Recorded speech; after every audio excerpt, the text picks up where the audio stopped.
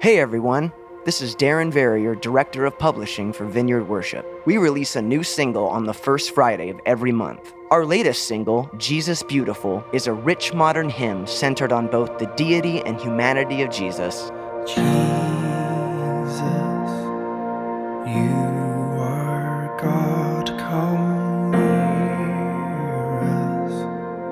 God here living with us. God within our reach.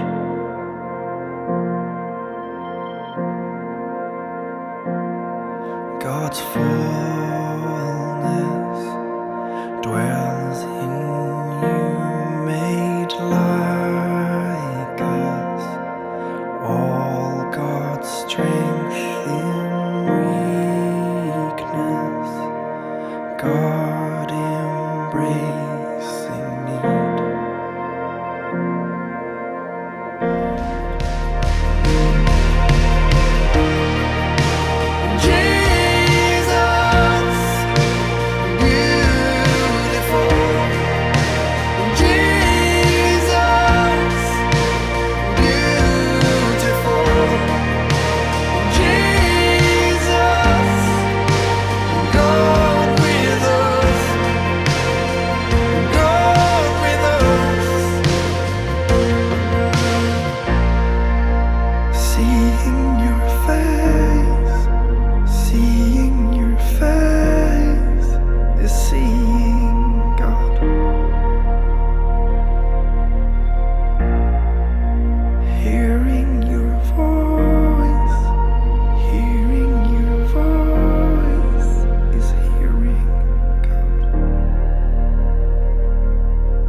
Find Jesus Beautiful and all of our singles wherever you listen to music.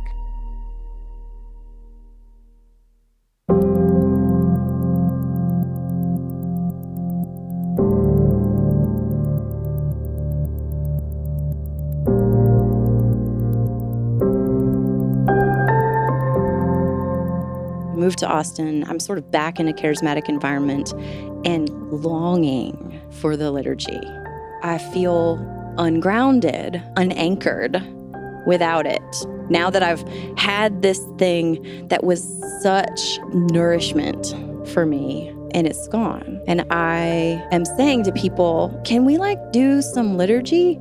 And there's blank faces, nobody knows what I'm talking about because it's just not a thing that's done. So I just basically did my own thing. I just became a contemplative in my own house. You're listening to the Ferment podcast, conversations about worship and transformation. Today's guest is Fran Pratt, the Litanist. Fran is a pastor and the author of Call and Response, Litanies for Congregational Prayer.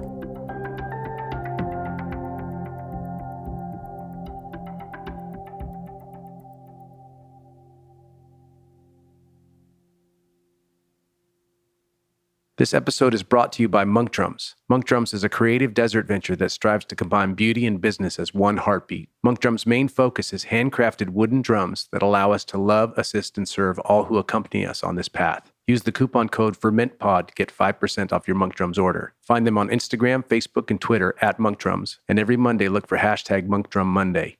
Speaking from personal experience, monk drums are wonderfully crafted and they sound amazing. They blend the best traits of both the djembe and the cajon, and I found them to be incredibly versatile in both the live and studio environment. Check them out at monkdrums.com. This episode is brought to you by our friends at worshipteam.com. Worshipteam.com comes preloaded with over 12,000 songs, with new songs being added all the time. Hillsong, Bethel, Vineyard, Six Steps, Jesus Culture, just to name a few. Service building with Worship Team is a snap, and all the songs are completely legal and licensed. You can also find them on social media, Facebook at worshipteam.com, Twitter at worshipteam, Instagram at worshipteam_WT. Visit them at worshipteam.com for a free trial today. Complete worship planning with thousands of songs, easy interface, mobile apps, and legal rights for your church. All you need in one place, worshipteam.com. All right, hey everybody, I'm with a very special guest, someone I've known for more than a minute, but haven't seen in a minute or two. I'm with Fran Pratt, the Litanist. The Litanist. That's right. Yes. I don't think I've That's a new one on me. That's a new title. I made it up. The Litanist. Yeah. Yeah. I think I made it up. I think I did. Maybe I didn't, but We're going to call it yours. I like it. Yes. I think it fits. Yes. Yeah. And you're a litanist because you write litanies. Yes. Litanies. And we'll come back to that. I don't want to go there just yet. Okay. I guess we should do just personal history stuff, basic personal formation and where you came from. Why don't we just start there? Where were you born? How did you grow up? Did you have a life of faith? Yeah. I grew up in rural Arkansas. Okay, what was the city? Town, country, burg? Chico County. Oof. Did it have a county seat? Was there a little town? Lake Village. Lake Village. Yes, I grew up in that county, but I didn't go to school in that county. I went to school across the state line in Louisiana. And so I grew up in the rural South Bible Belt in the belly of, should I say denominational names? You can. Okay. Well, I grew up in the SBC. Yes. And I was a weird kid, a nerdy, booky kid, and didn't really fit in there. Yes. And so I dropped out of high school and went to college and started deconstructing. Yes. And that was about I think I went to college in 1999. Okay, so you grew up, but you had a family. Your family were all believers? Yes. Oh, yeah. Yes. Like everybody, cousins, grandma, the whole thing. Yeah. Yeah, kind of typical Southern family. Typical churchy Southern family. Listen to Focus on the Family on the radio. Yes. That whole bit. Yep. Yes.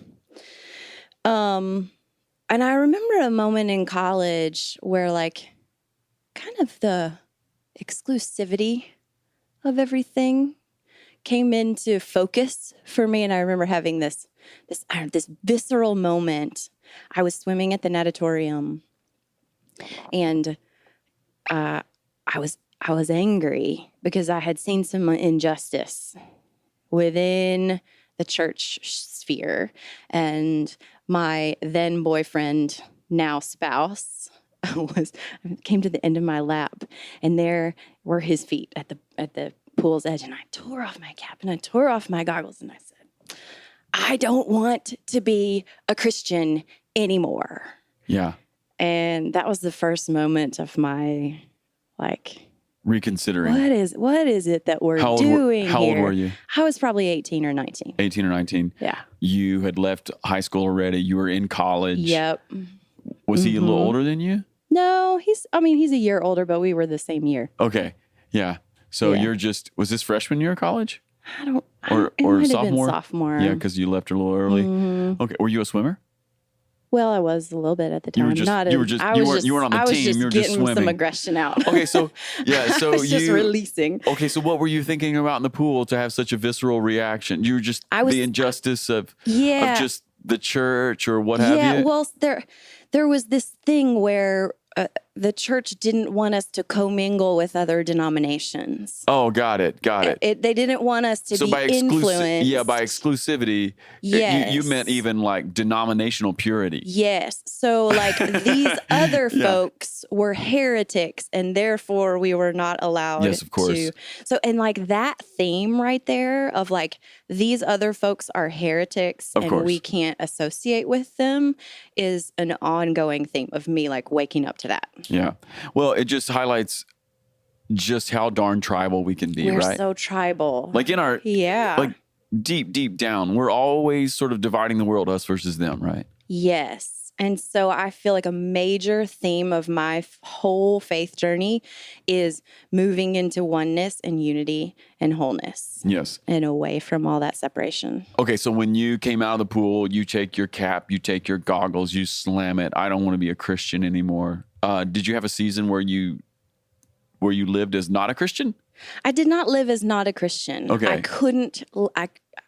could not shake the Christ. Yeah. I couldn't.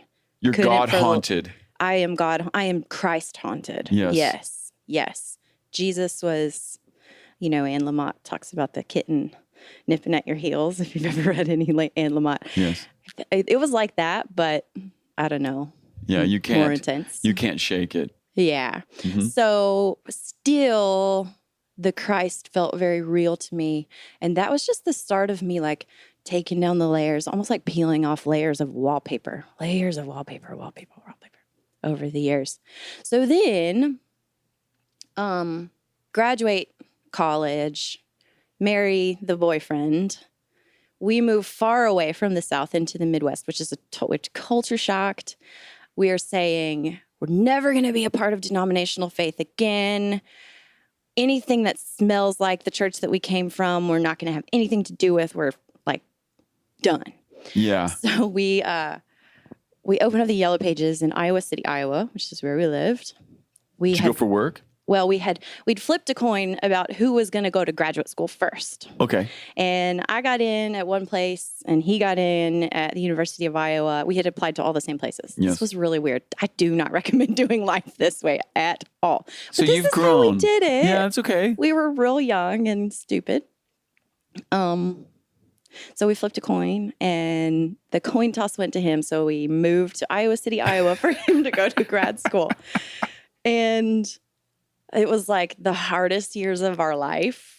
Because it's of just culture shock and yeah. we were poor. Oh gosh, we were poor. And you're trying to get through school. And we're like, what did you do? I bartended. Yeah. And like cleaned tanning beds at a just gym. cleaning the oils off of those tanning beds. That is what I did for several years until I finally got like a more stable job.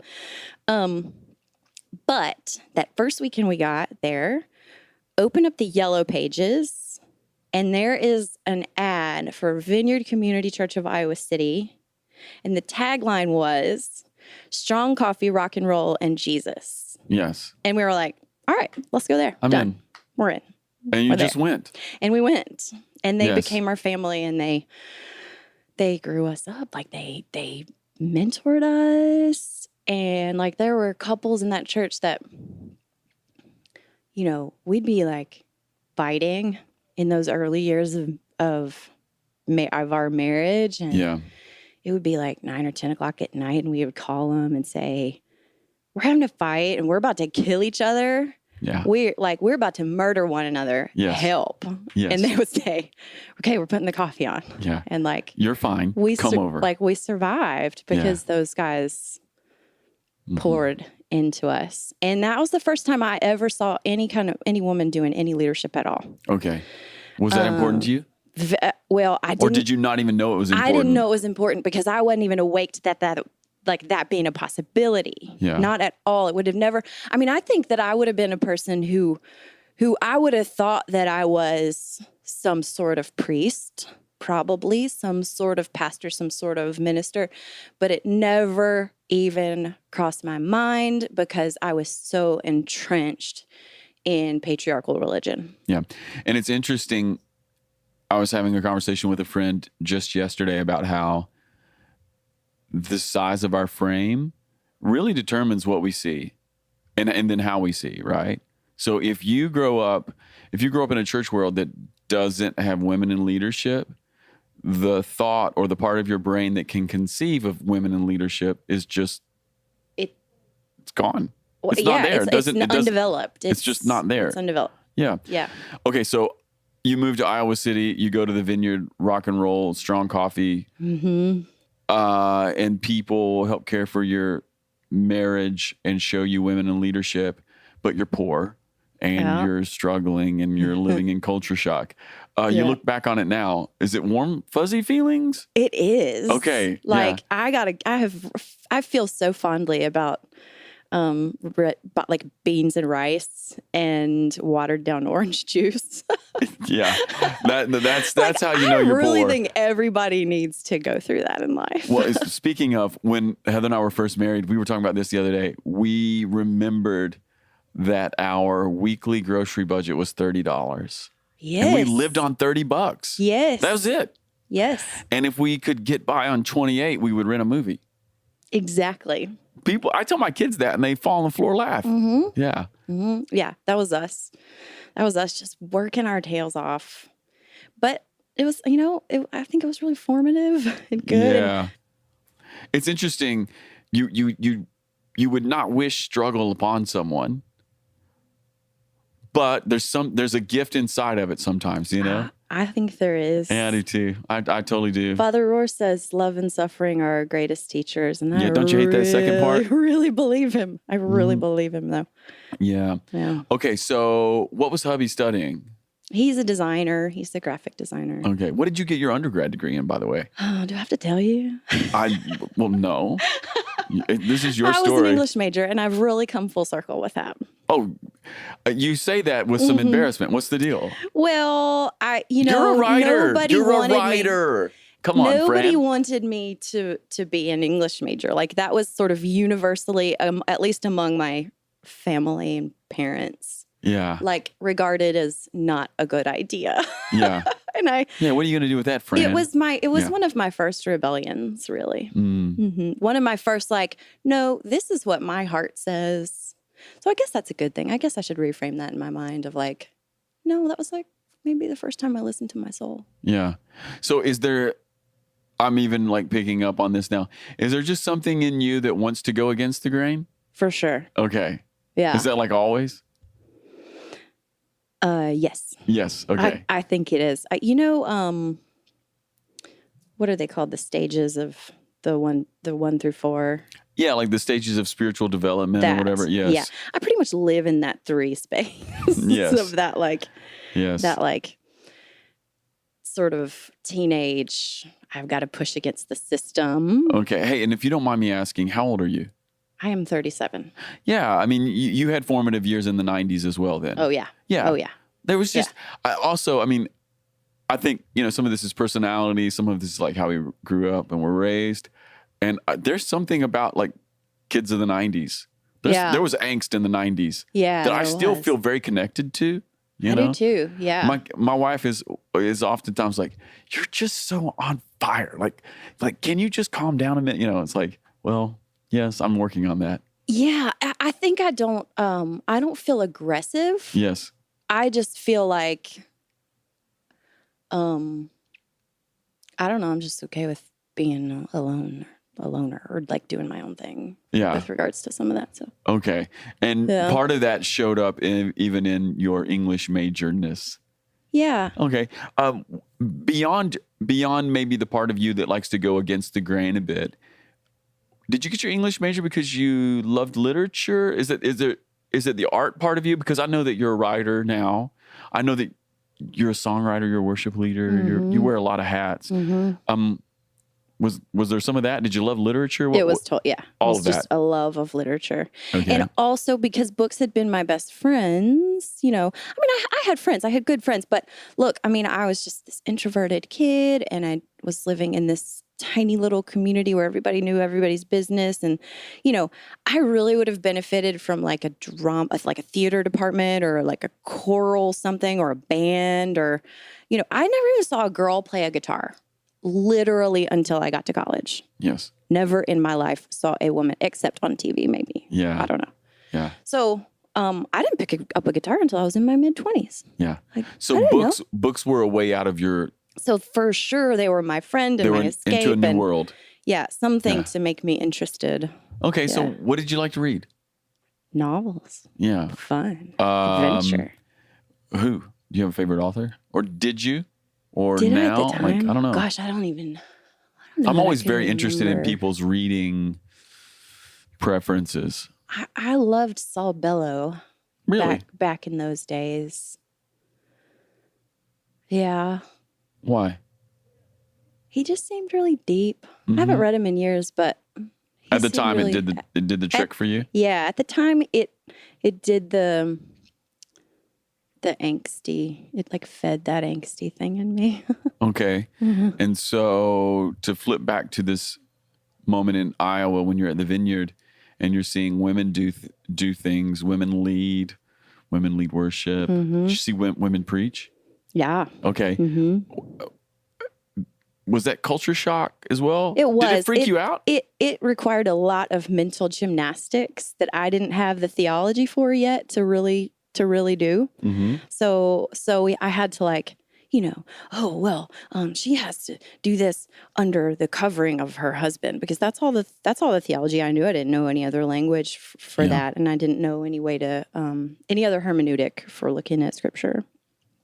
So there were a lot of mental gymnastics that took some years to get some language around and figure out, and then go, oh, thank God, no wonder I felt uncomfortable all these years. No wonder I felt like a fish out of water all these years.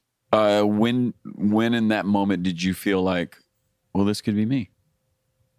Was that where you started feeling like, oh, this could be me? You know what? It was a 30-something-year-old man who saw me. He was the worship pastor. His name is Jason McCoy. Hello, Jason. I love you, and I give you so much gratitude. He saw me. And he was able to call it out and say, hey, Fran, I think you could lead worship. And I'll help you. And I'll teach you. And I will let you play sets with me. And then gradually give you the set. And then I won't play with you at all. And I'll just sit and, Yeah. And so he took me step by step and helped. And you know what? I want to pay that forward so many times. Yeah. So many times. Especially to young women who don't think they can do a thing. Yeah. So beyond leading worship, were you having thoughts of speaking at that point? Or is that later? I think somewhere I probably wished that I could speak. I just wasn't quite awake to it yet. Yeah. I wasn't awake to maybe that I could do that yet. Isn't it funny how we have to take little tiny steps? Yeah, I do. I do have to take little tiny steps. But then when I decide I'm ready, then I'm ready. Yeah. Baby steps to the elevator. Right. And then I'm ready to go. Press the button. Let's go all the way down. Yeah. Yeah. How many years did you lead worship before you were like, okay, maybe there's something more for me? 14. Yeah. No, it might have been like 12, because I probably had those inklings for 2 years before, and maybe it took me I had a lot of resistance, because here's the deal. I had some good pastors there in Iowa City. Yeah. And then I had some good pastors also in San Francisco, which I haven't really gotten to that yet. Yeah. We did eventually move to San Francisco and saw some good pastoring, but I didn't have like a high view of pastoral ministry, like I just had been burned and like seen some bad pastoring. Yeah. And I'm never going to be a pastor. No, never. Yeah. So beyond your own life experience, and by life experience, I mean early life experience in theology, you had some personal, maybe more present life experience that kind of kept that walled off a little bit. So I resisted that idea for a long time, I think. Okay. So what would you tell women who are listening right now? Maybe we could just go meta here for a second. What would you tell women who are listening right now and they're like, I think there might be more for me? Well, I would say that's probably your soul talking, and you probably should give her some space and get quiet enough to be able to hear her, because she might not know how to speak very loudly just yet. Mm-hmm. Yeah. Yeah. It's interesting how that works. Yeah, you use the word your own soul. There's this sense in which we kind of know, we already know, don't we? Yeah, I think we do. Yeah, I kind of do too. I kind of think oftentimes the most important things about our lives we do know, and then we struggle to say it, or we struggle to come to grips with it, or we struggle to own it. Mm-hmm. Yeah. I think a lot in terms of consciousness. Yes. What we're conscious of and what we're suppressing. And so becoming conscious of what your soul might be telling you is important. And I mean, I think I say this kind of a lot, but it's just harder for women because of the way society has been so patriarchal. It's just harder for women because we've been taught not to listen to our own souls, and we've been trained in this. And so, we haven't had all that much time to really learn. Like your average woman who wasn't like a at the forefront of the suffrage movement. Yes, of course. You use the word patriarchy. Just for people who are listening, why don't you just tell us in general what you mean by patriarchal training for a moment? Well, it's this idea and reality that the world has largely been imagined by the male perspective and implemented in ways that come naturally to how the masculine functions. So if I'm bold and it's affirmed, and then I lead with typical testosterone-soaked male boldness, right? Which isn't always a bad thing. It can be a very good thing. Yeah. But if, to your point, if the world is imagined, shaped, formed, replicated, Yes. and blessed. Yes. So then the feminine way that might have a different imagination. Yes. Well, just it mostly doesn't exist in the world. Yes. The feminine imagination of, well, what might the church have looked like if women had been part of the Council of Nicaea? Well, there's a question. Like, it probably would have looked totally different. It's a decent question. Yeah. Yeah. So, I don't know. Did that answer the question? No, I think it's good. I think that's good. I think it's a great understanding. It's real basic and it's concise for people who are maybe, waking up to these realities or struggling to think about it. Yeah, I think it's perfect. It's like the world has mostly been shaped and formed by men, and not just by men. I would even say a particular kind of man. Yes, like you're right. Like the strongest, boldest. Really, the male eights of the world. Could be me. It is Right. me. But that energy, I like to use the word energy in this conversation, which is not always bad. It can get a lot of good stuff done. But if it's the only one that gets rewarded, then all of a sudden we end up in a system where my very sweet, nurturing, kind number 2 wife, right, there's less space or even value, right? Yeah. So So that would be, I think that's a great understanding for how patriarchy sort of works. Yeah. And so then the fallout is that women don't know how to want things, and they don't know how to say what they want, and they don't necessarily know how to elbow their way into the power circle to maybe get what they want or have a voice. And so I just think that we have to, and this is not just women's work, this is men's work as well, to widen the circle and ask, well, what do women think about this? Yeah. And yes, it's women becoming more asserting power and coming into our power, but there's a partnership that's well. I was having a very interesting conversation. This has been a few weeks ago, and I think it's going to come out on the podcast here real soon. In fact, by the time you listen to this, it will have already been out. But I had a really interesting conversation with Shyla and Leon Powell, 2 African-American worship pastors in the Vineyard.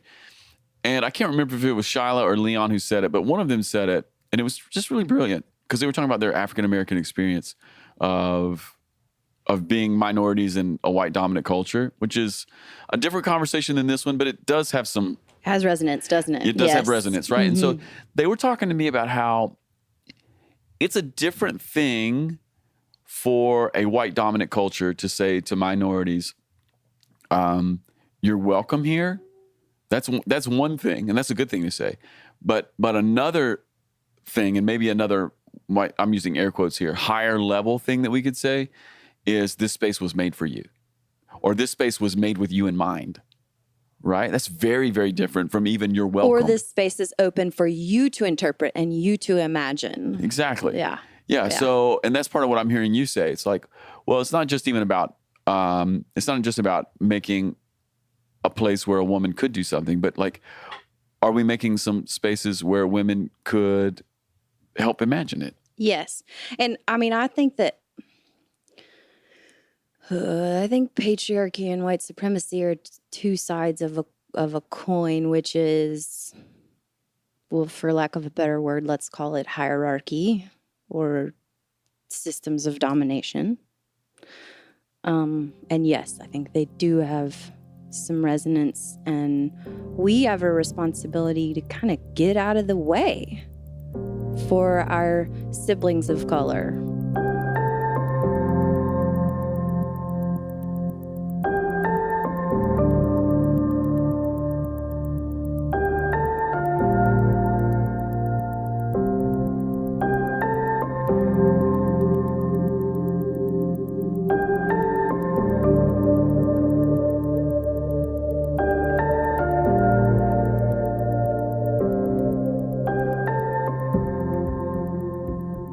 Back into this conversation on female leadership here. We're at my church right now, and I've been the lead pastor here for 11 years. And before that, I was worship pastor here for almost 9 years. Wow. So I've been here a long time. Mm-hmm. And so I led worship a ton here for 9 years. And then when Ray Hollenbach tapped me on the shoulder to take leadership from him, I started immediately praying, God, who is supposed to be the worship pastor here? That was like my first thing. Before I thought about any other spot in the church, I was thinking like worship, which is, I think, pretty normal for worship leaders. We value that. And as clear as day, I mean, one of the clearest words I've ever heard from the Lord in my life, I felt like God told me, you need to hire Hannah. And it was very interesting, Hannah Doherty Despain. It was very interesting because at the time, she probably would not have been the most obvious choice in the moment. And may not have imagined it for her own self. Yeah, and so I talked to her, we got it all worked out, and she began to lead worship. And what was interesting to me is in those first 2 years, we saw our church grow in so many different ways, not just numerically, but in soul and in spirit. And it was just very obvious to me that the reasons why, beyond just the unique, very, very unique gift that she has, which is kind of unlike anything I've seen with anyone else, it occurred to me that some of this had to do with just female energy in leadership up front. Every week, the other half of being human. Every week. That's right. Every week. We're just putting female energy back into the system, you know? And it changed our church. Yeah. Well, and everybody's hurting for lack of it. Yeah. Not just the women. Yeah. The men are hurting for lack of it as well. The boys. Yeah, that's right. Yeah. That's right.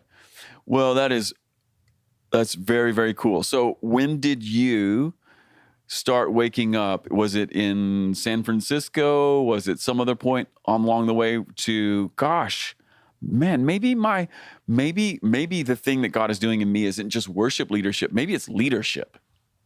Yeah, that probably came after San Francisco.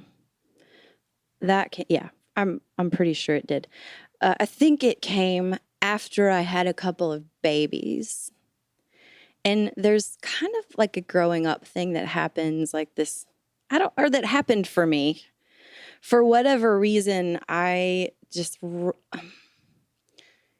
wasn't that I needed to prove something to my daughters, but kind of it was. Like what is in me that needs to come out? And yes, I just have a greater sense of urgency to allow it now that I have some daughters, because I have 2 daughters and I am raising strong women, and that just seemed more urgent. Well, part of what I'm hearing you say here is maybe the secret hopes for yourself were ignited in the hopes that you could see for your daughters. Right. And I'm like, I don't want to project it onto them. I actually need to embody it right now in my own life. And then I started writing liturgy. And writing liturgy, well, it's transformed me. Yeah, okay. And let's just take a time out right here. Yeah. What do you mean by writing liturgy? Well, okay, I write congregational prayers for a church and or small group and or whatever kind of gathering. And gatherings of human beings. And they're call and response. Call and response. Most are. Yes. I do write a few that aren't. To pray together aloud about specific things, usually specific topics. Let's pray into this one thing. Okay, how did that practice start? By necessity. So we had moved for job reasons to San Francisco, and we started attending a church that was a half mile away from our apartment there. And I was pregnant, and I was like, I'm willing to walk a half a mile, and that's it. Yeah. And it was so. Yeah, there's no parking in San Francisco. There's no parking, and I'm like, there's hills, and I have this huge pregnant belly, and that's just as far as I'm gonna go, guys. Yeah, I'm making a circle right here. This is it.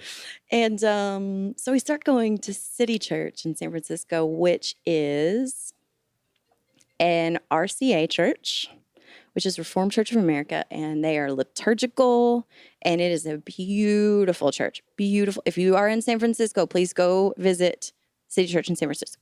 Was that your first foray into a liturgical expression? Experience of liturgy. What did that do to you? Time, I was having a lot of grief and identity crisis because we'd had to leave Iowa City, and I had to leave my worship ministry and like all the songwriting that we were doing in that community, and things were growing and things were burgeoning, and I was growing, and I was finding my voice as an artist and as a songwriter, and my own rhythm as a leader. And then boom, we have to leave. Yeah, so you felt like you had traction. So I felt like I had lost everything. Just all of a sudden, I lost it all. So the first time in my life, I feel like, oh my gosh, I might have a calling. Like I might have a calling from God. Yeah. And then boom, poof, it's gone. Boom. So I'm like in kind of a funk for a couple of years. I was in a funk. I was in a depression. Probably not like a true depression, but just sad. I was sad.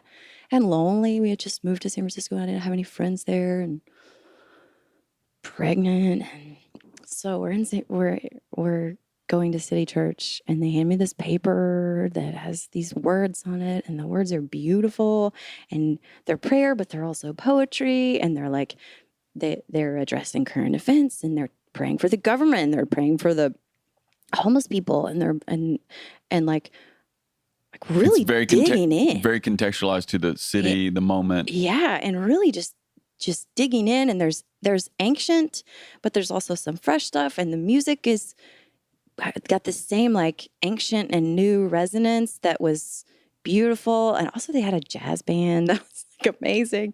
And so I would stand there in the back, my like charismatic heart is standing in the back of these folks, and I've got this big pregnant belly and tears streaming down my face. Are you raising your hands? And I'm raising my hands. Yes, you are. You're a true charismatic. I am raising my hands. That's right. In the back of the Russian Center in San Francisco, and that was like the only prayer I had prayed because I was in a funk, and I didn't know what to say to God. Yeah, I couldn't really stand the Bible at the moment, Isn't it interesting that liturgy, and specifically a pre-written call and response prayer, really ministered to your charismatic, spontaneous heart? Oh boy, did it. I mean, did it shock you?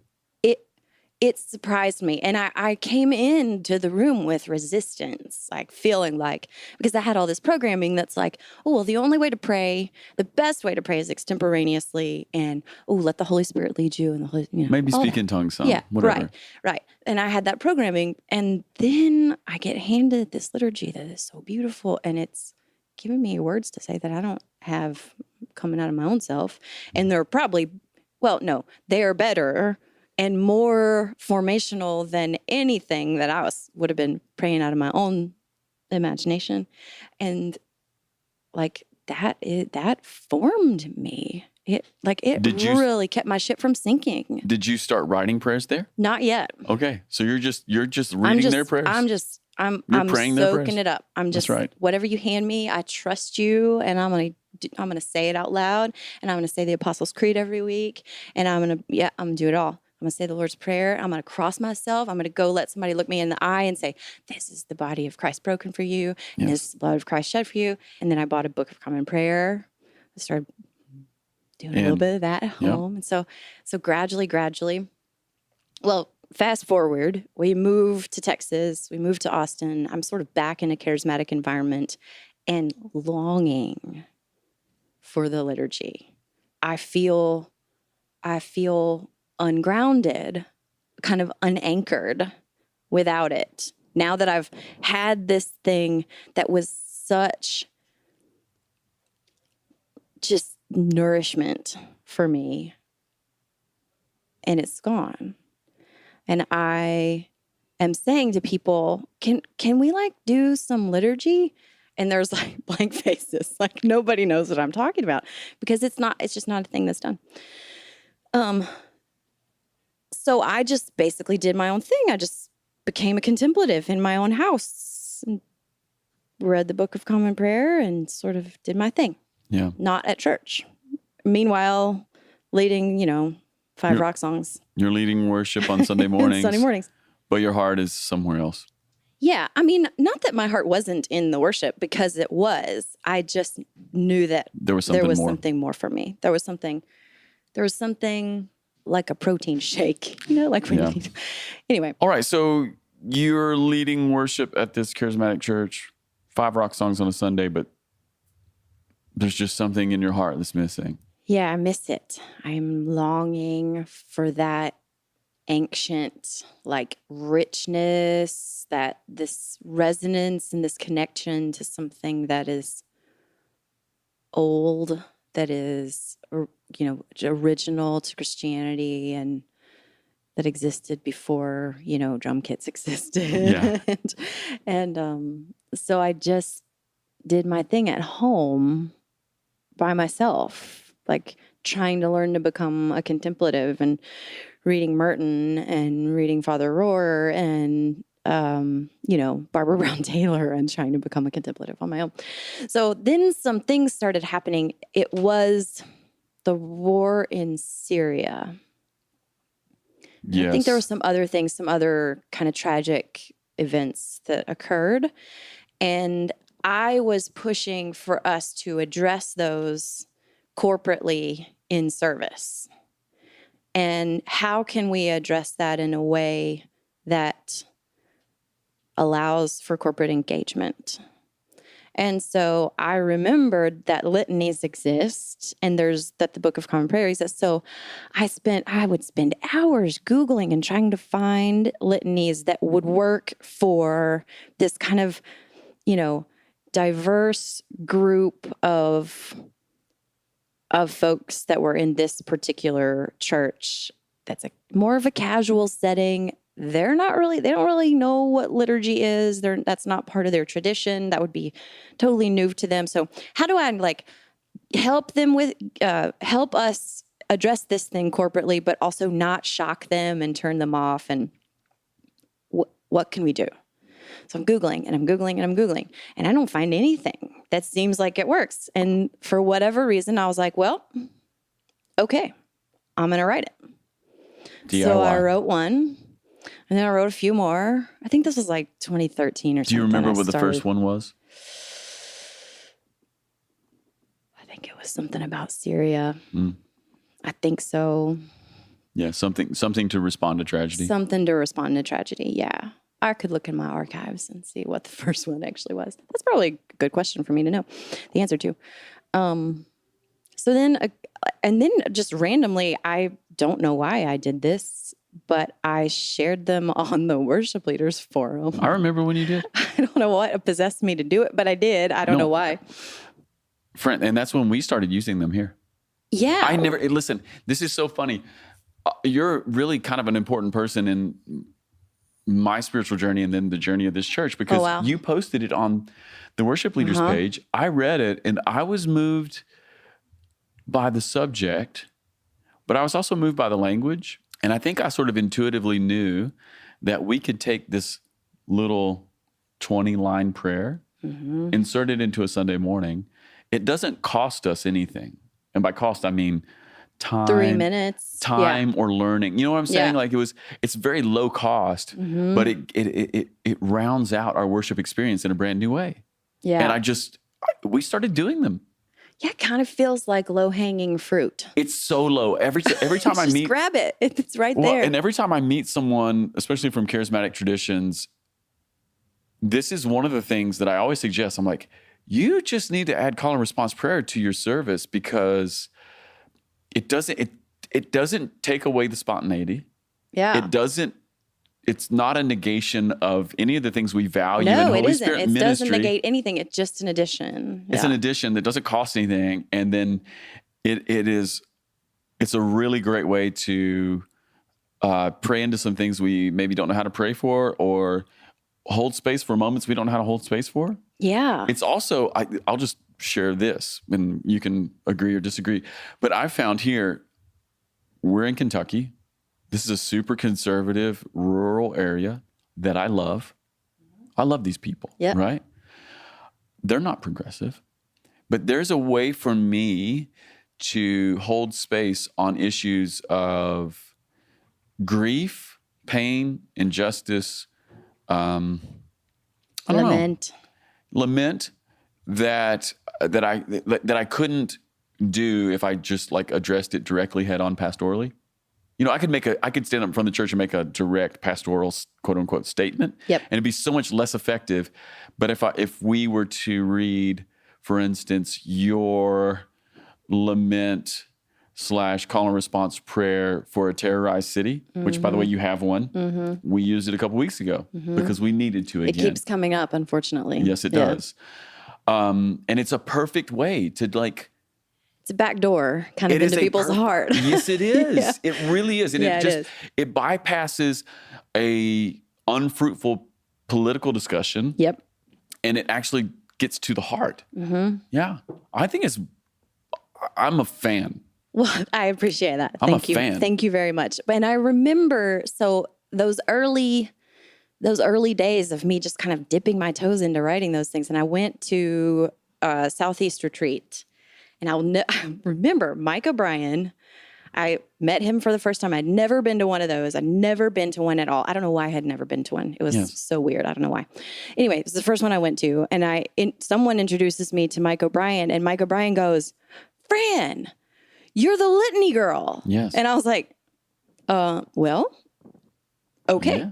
Yeah. I guess I am. That's right. I guess I am. That's right. And so then in 2015, my husband, who's a designer, gifted me a website for Christmas.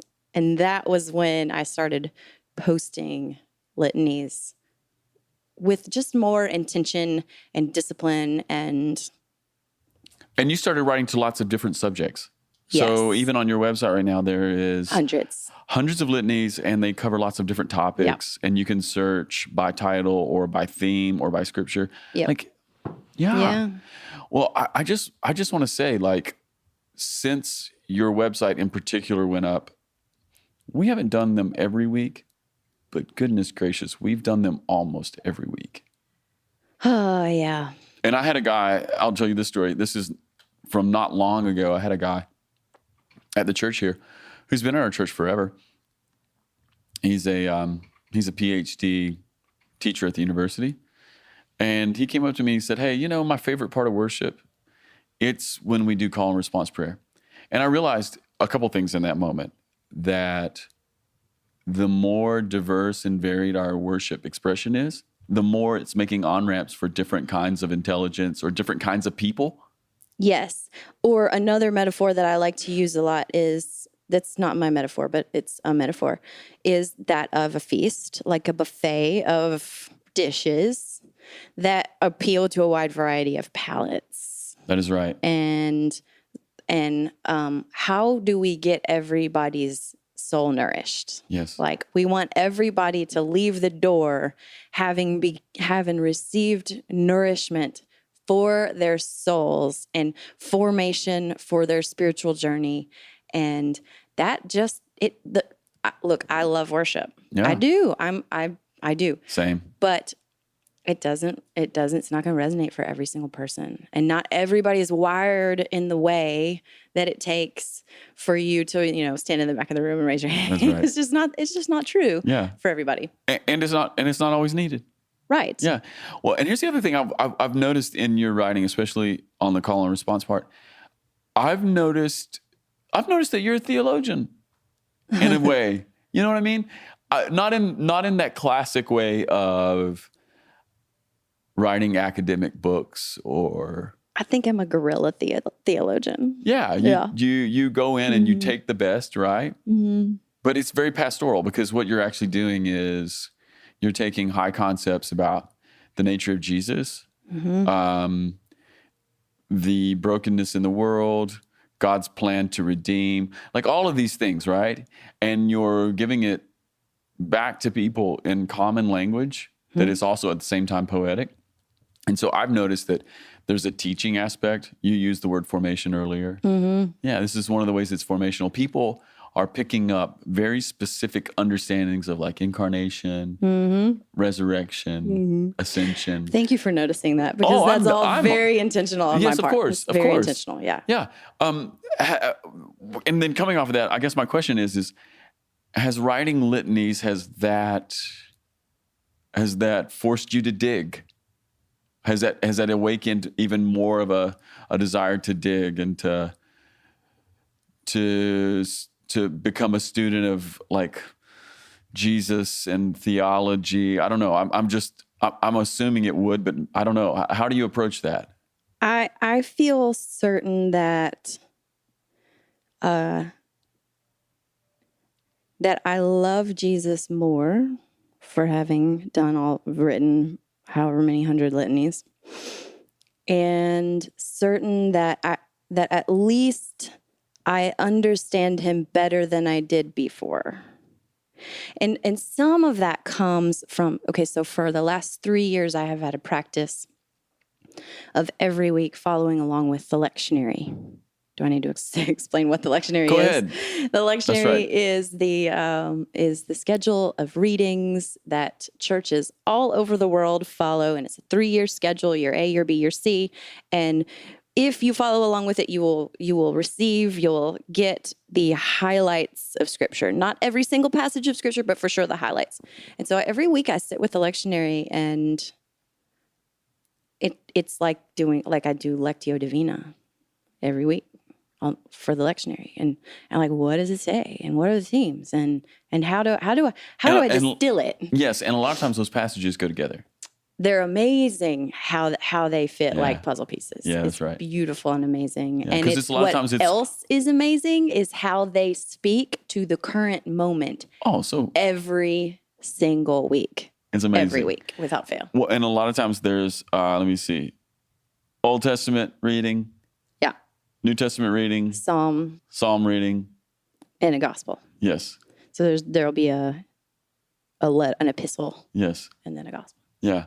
So you're getting old and new. Mm-hmm. You're getting gospels and psalms. And so often the old and new are just mirroring one another. That's right. They just hold up a mirror. That's then they hold up a mirror to our culture and our society and everything that's happening with the wars wherever, and the politics wherever, and the shootings wherever, and the corporate greed that's happening wherever, and the injustice.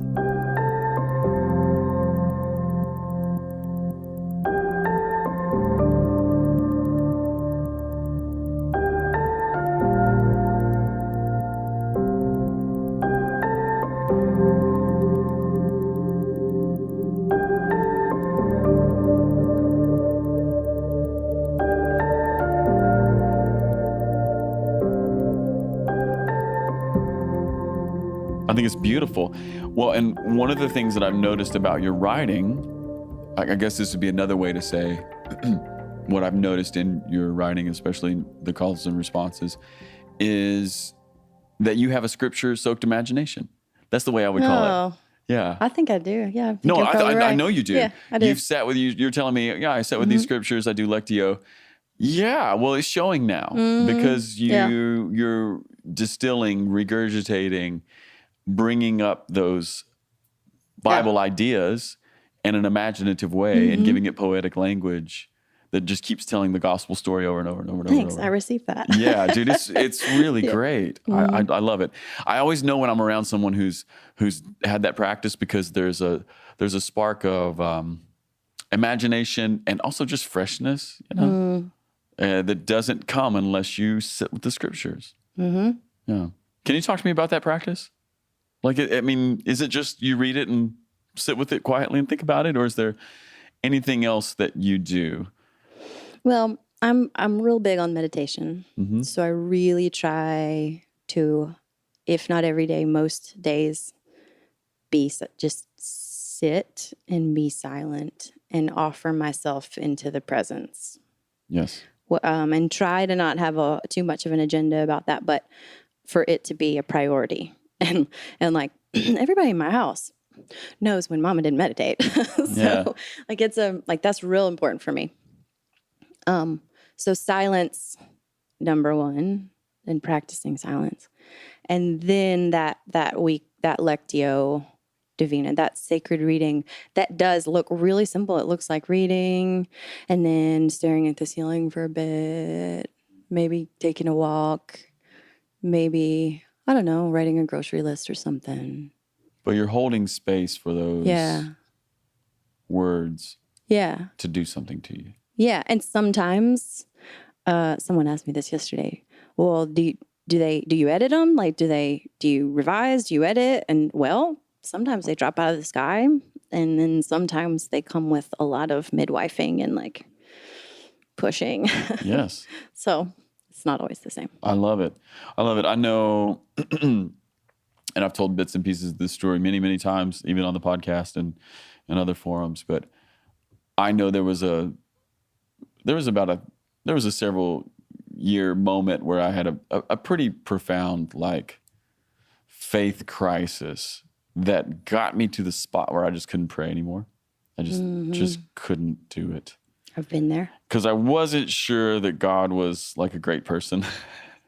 Yeah. I was like, I just don't even know if I want to talk to you. You know, yeah, you're kind of mean. If you're Are real, you mean? It's like I kind of worked it in my brain. I was like, well, I don't even know if there's anybody up there, so what's the point? And if there is somebody up there, I'm not sure that his character is good, so what's the point, right? I was kind of living there. No, the torture part was I was preaching every week, right? Which is great. But then after a couple of years of really not praying, I came back to prayer, but I came back to prayer by simply adopting a practice of sitting with Jesus. I'd kind of come to a point where I figured, I don't know about a lot of things, but I know Jesus is a life worth mirroring.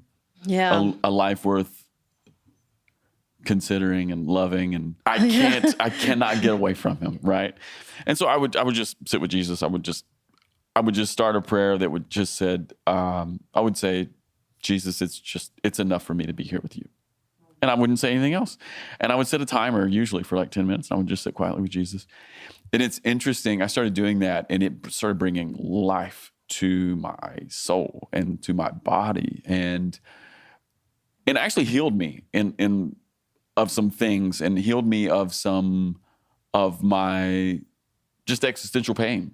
I got a very, very clear word from Jesus, but just reflecting off of your story of, sitting quietly with the passage, sitting quietly with the Bible, not really bringing an agenda. You said not bringing an agenda. Yes, that's been so formational for me. Yeah, so formational. Probably those are my main two formational practices, this sitting in silence. And I didn't start that with any earnestness until 2015, when I had a really hard year in my family. My family went through a lot of trauma and just a lot of emotional pain and a lot of just difficult hardship. Yeah. And I could not have survived that year and kept any faith if I hadn't just hung on tooth and nail to that practice of silence. Yeah. Yeah. It's amazing how that works. It's amazing how less is more. Mm-hmm. It is. Yeah. It's also interesting to me that in a space where you don't use words, you get words. Isn't there always a paradox in the most important lessons in spirituality? I love that. Yeah, you sit in a space of no words, and it informs your vocation of writing words. Mm-hmm. Yeah. Well, love it, love it, love it. Fran, I think you're a gift. Well, thanks. And if you are not familiar with Fran and you don't know what we're talking about, you can go to your website, Fran Pratt. It's just franpratt.com. That's right. Pratt. Yep. Yes. I have a Patreon. Yes. And so my weekly writing comes onto my Patreon. So for less than the price of a cup of diner coffee, you can get everything I write every month. That's very good. Yeah. You should get a job on NPR. Yeah. That's my little plug of that. And I also have a book that's available. Yeah. And you should get the book. It's on Amazon. We have several copies floating around here at our church, and we use them almost weekly. We use them to just inform the words that we want to pray. I'll tell you what, Fran, let's end with this. This is how we end all of our podcasts here on the Ferment, with this question. Can you tell us about a time you experienced great joy? Well, the one that's coming most to my mind is a mixed bag. Yeah. So I was ordained on September 2nd of last year, 2018. And right after my ordination, which happened over a Labor Day weekend, which was very joyful for me. This is not the moment I'm getting at, but yeah, we're coming up on a year. Yeah, it was very joyful. But right after that, my grandmother was dying. My grandmother was passing away. She had dementia for many years, and my mom called me, and she said, "I think it's time." So my mom and I drove to where she lived in Louisiana, and we sat vigil with her the last 6 days of her life, and it was terrible, and it was gut-wrenching, and it was hard, and it was messy, and not a pleasant experience to walk through the circumstances of her particular passing. But I'm getting to the joyful part. This doesn't sound joyful, but I'm getting there. So her pastor, who has been her pastor for 25 or 30 years, was out of town. He was out of town, like somewhere else, and wouldn't be there to preach her funeral. And my response was, danged if I'm letting some stranger up in here. That's right. Oh, no. That's right. And also, I'm ordained. I just got ordained last week. Hello. And so I had this this mixed bag of joy and pain and privilege and honor of officiating my grandmother's funeral as my first act as an ordained minister of the gospel. That's right. That is what I did. I officiated my grandma's funeral. I think it's prophetic. And I know that doesn't sound joyful, but one of the best privileges of my life. I think the word privilege is a perfect word there. Yeah. And so that I think I'm still getting joy. I'm still grieving her passing. Yeah, of course. Processing it all. But still there's this joy that I could step in and that I had whatever authority that I needed to be able to do that. I love that story. Yeah. Just to tack one little thing onto that, I often tell people my favorite thing to do as a pastor is weddings for people I know and funerals for people I know.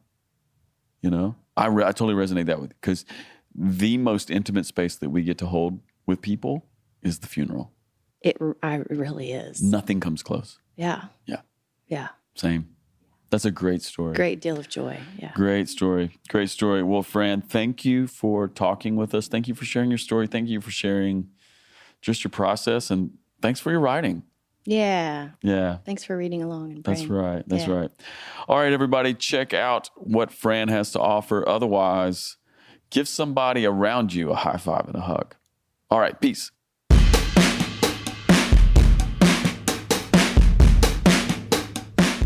Hey everyone, Casey Corum here, producer of the Ferment podcast. Just wanted to remind you to check out our new single, Jesus Beautiful, wherever you listen to music. Here's a couple more things you can do to help us. Share a link to Jesus Beautiful with a friend, and also subscribe to our Sing Together playlist on Spotify. This is where you'll find all of our latest singles. Thanks for helping us get the word out, and we'll see you next time. Peace.